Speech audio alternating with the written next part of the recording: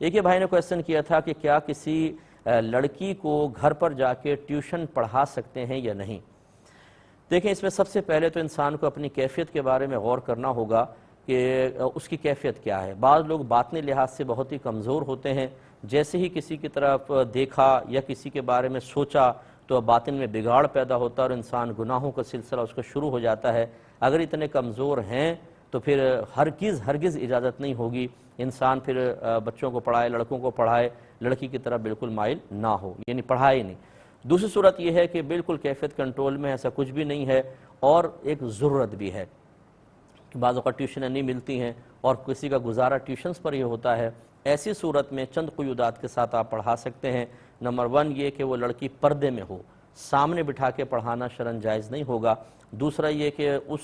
وہ لڑکی اکیلی آپ کے ساتھ تنہائی نہ ہو، بلکہ اس کی والدہ یا اس کا بھائی وغیرہ قریب بیٹھیں تب آپ پڑھائیں، ورنہ اس کے علاوہ اگر پڑھائیں گے تو نبی کریم صلی اللہ علیہ وسلم کا فرمان ذیشان ہے کہ جہاں ایک مرد و عورت جمع ہوتے ہیں تو تیسرا شیطان ہوتا ہے، تو پھر وہ دل میں خیالات آ سکتے ہیں، وسوسے آ سکتے ہیں، اور خدا نخواستہ کوئی گناہ کی صورت بن سکتی ہے۔ اس لیے کسی نہ کسی محرم کا قریب اس لڑکی کے ہونا یہ بہت ضروری ہے، اور اس میں پھر اپنی نگاہوں کی اور اپنے قلب کی حفاظت کے ساتھ جان بوجھ کے اس طرف نگاہیں نہ اٹھائیں، سر جھکا کے کریں۔ اور یہ ہو سکتا ہے کہ کوئی یہ کہے کہ جی ضرورت ہی کیا ہے اجازت دینے کی، تو یہ مجھے آپ سے پوچھتے ہیں کہ ضرورت نہیں ہے۔ اگر کوئی کپڑے کی دکان پہ کام کر رہا ہو اور وہاں پر بے پردہ خواتین تسلسل سے آتی ہوں تو کیا وہاں پر جاب کرنے کی اجازت ہوگی کہ نہیں ہوگی؟ حالانکہ بار بار نگاہ پڑتی ہے، کوئی نظر جھکا کے تو نہیں دے سکتا کپڑا، یہ لیجئے بہن جی یہ لیجئے، اور یوں نگاہ جھکا، یہ تو نہیں۔ اسے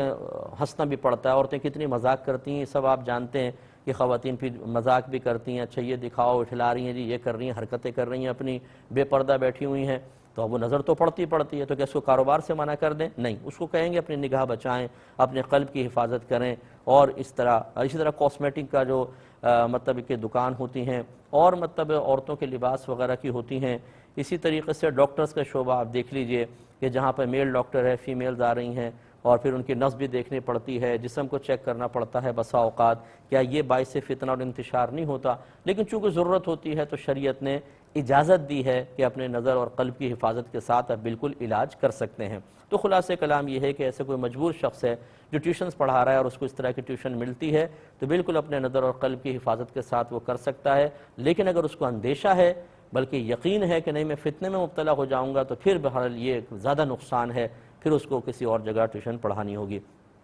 ایک